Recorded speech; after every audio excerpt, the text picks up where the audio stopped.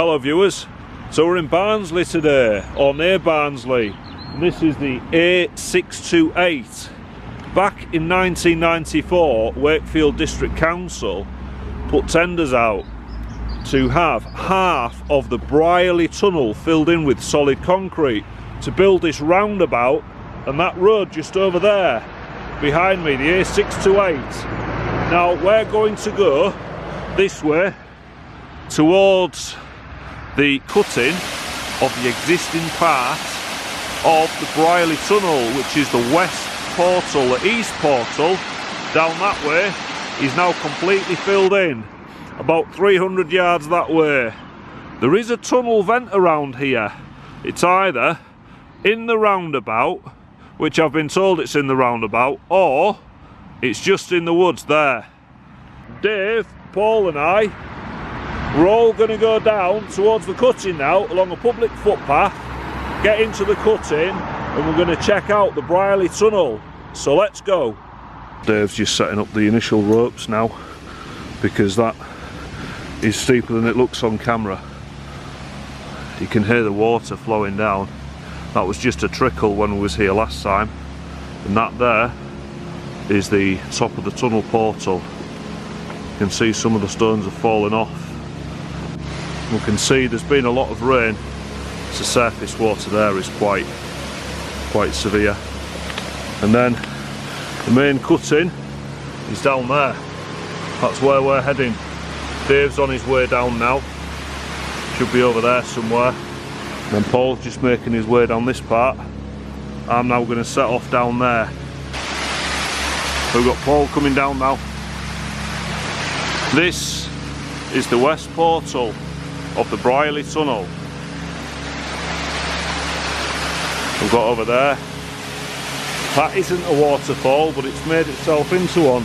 Just the surface water from the fields above is making its way down into this cutting, causing it to flood. You can see there the water's going into the tunnel. And then that is the Hull Barnsley Railway cutting that goes off towards Stairfoot. Dave's in the water now, he's going for it. So I'm going to set up the big camera and I'm going to join Dave inside. We've got Paul the photographer, he's going to stay outside as our safety number. We've got the safety ropes to get out, so don't worry. We've got the waterfall behind us there, filling up this cutting. Because down there used to be a road bridge, but it was filled in with an embankment, making this into an impassable swamp going that way. This does dry out in summer, but at the time of filming, it is December. We film in advance, so what you see is filmed and then edited, and then we put it up on the YouTube studio to be released in the future. It gives us a bit of chance to get in front. So yeah, Paul's the safety number. This is the Brierley Railway tunnel. You can see there's a lot of fly tipping, unfortunately. At 684 yards, this is the third longest tunnel on the Hull Barnsley Railway. 50% of it's filled in down there. We're going to go down there into the abyss. The material state of the tunnel is quite good. There's one tunnel vent down there. We're going to go to that. Now Dave's gone on that side, so I'm going to go on this side. Now there's some interesting graffiti here that I saw last time, because we always check out our explores before we do them properly. We were down here a couple of weeks ago, and this part of the tunnel portal has been rebuilt, as you can see there. And the graffiti is Thatcher out, and the style council. The style is visible below it. It says council. Well, that's now underwater because this tunnel is flooding. So that sort of gives a date to when this tunnel portal repair was carried out. Let's hope there isn't any pike in here that's going to come and bite my waders. So the Brierley tunnel was completed in 1885. I've found records of this railway The Hull Barnsley Railway closed in 1958, but some parts of the railway remained open well into the 60s. And this part, it is alleged that this part was still in use up until 1967. Now, if anyone out there knows of otherwise, please leave a comment, please get in touch, because I found documents that say this part of the Hull Barnsley Railway was still in use by the local freight companies using this part of the Hull Barnsley Railway. Now, we've got one of the tunnel recesses there, a refuge for the tunnel workers if they were down here.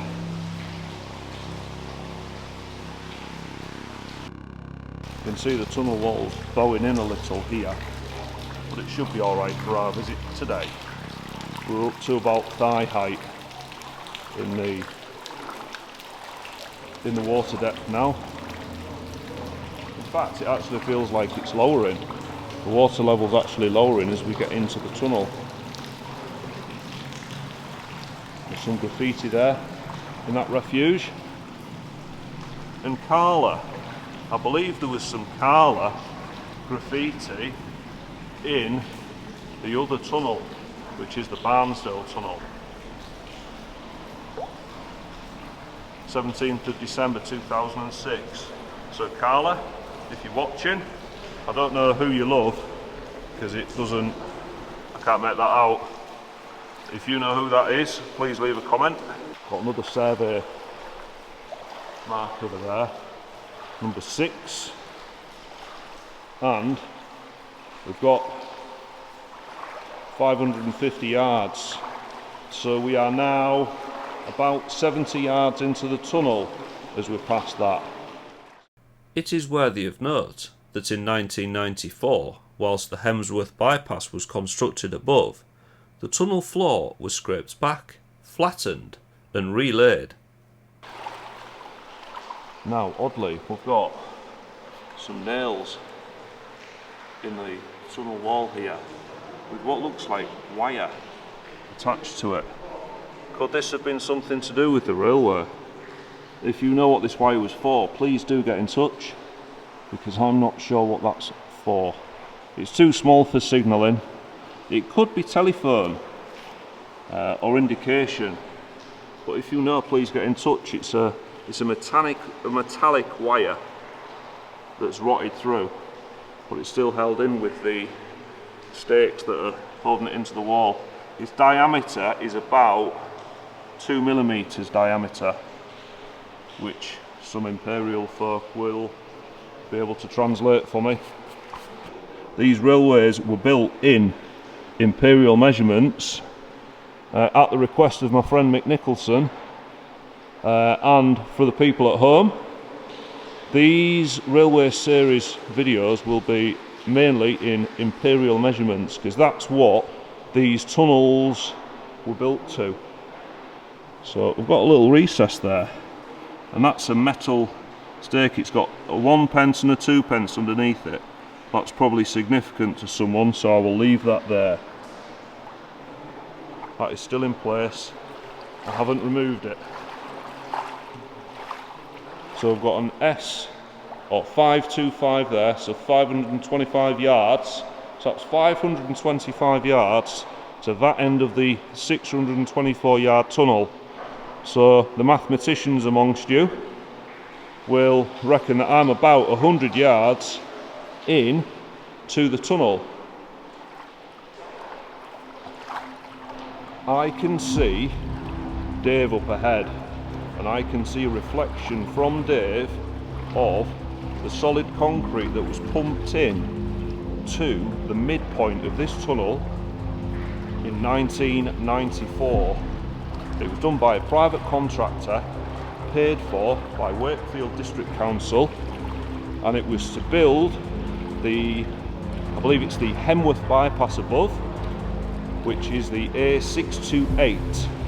Now there's a tunnel vent up there, which I'm hoping to get to show you as we're passing this recess. or refuge as they're sometimes known, as we're passing the marker of 500, I think that's 556 yards, I think, but it's quite faded. We can see on the tunnel wall here the soot and debris left from the steam train era. We can also see, quite alarmingly, there's twigs and things on the wall, which means the water level gets up to here. And the water level is still coming in. So we won't be hanging around in this tunnel today.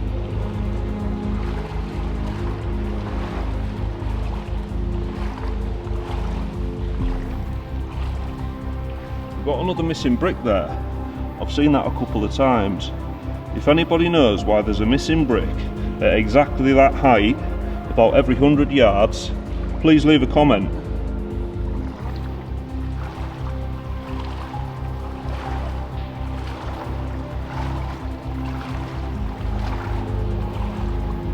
The soot on the tunnel roof now is getting quite thick, quite solid. And I don't know if you can make it out, viewers, on your screens at home, but up above, or ahead rather, is Exploring Dave, and he's got to the dry part where the concrete is. I can feel the water underfoot is getting less and less, which means this tunnel raises up. This tunnel is straight, but as we can now see with the water level's reducing, so it means the tunnel goes uphill slightly. You can also see tide marks on the wall, which are well above my head height, which means the water gets very deep in here. So if you are a would-be explorer, I'd advise you not to come here because it is dangerous, but if you're going to come anywhere, come in summer when it's not been raining. We're now at the 450 yard mark, and Dave is now up on the concrete looking at the tunnel vent. Doesn't look like there's any light coming down the tunnel vent. Apologies for the water sloshing. So here we are, there's that missing brick again along that elevation. I'm now out of the water.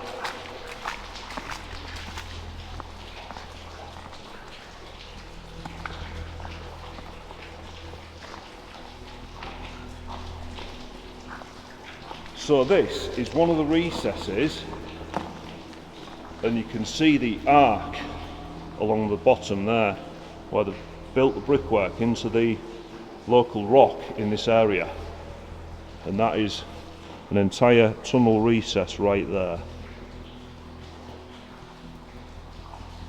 We've got two railway sleepers here left behind from the railway days. One there, second one there. Now this is like plain mud underfoot now. As we're at, I think that is 350 yards, which would put us in about the centre of this tunnel. You can see the soot on the walls there from the steam train days, from the locomotives that used to haul passengers up to about 1924, and then freight up to, if I stand corrected, 1967 freight ran on this section of line. Please correct me if I'm wrong in the comments box below. Is that solid? It's solid, but it's like slippy clay. Lovely. Just steady, and you'll get there. I was saying earlier, we were led to believe that concrete were pumped in, but looking at this, I think they've mixed sand and cement in sandbags and just carved them all in and built them up. Built a wall out of sandbags, and yeah. The sandbags has rotted away and left the sand and cement. And it hasn't cured. No, it hasn't gone off, so that won't support anything. No. No. And it looks like they've been chucking the bags down the vent. We'll just fill them up the tunnel. They've probably grained them down and then somebody down here stacking them, you know? Yeah. I would think. The lucky worker. Mucky worker. Mucky worker. Turn this on with the gravel in it. Yeah. That is capped off with concrete. That's concrete cap, that tunnel vent. There we are. Look at those stalactites. They're solidly formed, aren't they? They've been forming for quite a few years and years will be a right length of length. They will. Let's try and get to the centre. We can see here some Hull Barnsley Railway bricks right there. I'm going to try and get to the centre to get a better view for you guys at home. Can you see up there, viewers? That is the Brierley Tunnel's one and only tunnel vent, now capped off with concrete and steel. And this is the incorrectly filled in Brierley Tunnel. Like Dave says, the cement hasn't even gone off, so it'll just be like powder. Look, that's what's underneath the roundabout. That won't support anything because they haven't. You can't just put cement in dry and think that the moisture is going to sort it out, because it won't. It'll just go to a powdery pulp like that, which is not much different to the topping on a apple crumble. You know, that crumble topping that you get that you won't build a tunnel out of it. So I'm gonna have to try and get back down now. Rather slippery.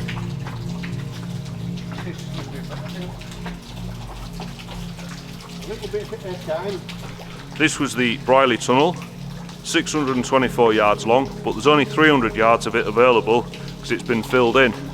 That is the tunnel vent, and on the way out I'm going to take photographs, so I'll see you back outside. If you want to see the photographs, check out the community page of my YouTube channel, which is on a computer. It's up near the top. Scroll to the top of the actual channel page, click community, scroll up and down that, and there's all different photographs of explorers. Also check out my Instagram page, which is like a website of photos. Link for that is in the description box. We go towards the entrance. Looking behind me at the Brierley Tunnel on the Hull Barnsley Railway. Thank you so much for watching this ALW research team video. Please subscribe if you haven't already, and I'll see you every Thursday at 4 PM UK time with a new video. Bye bye for now. Looking over my shoulder, looking back at your door. In my head it goes over and over. Should I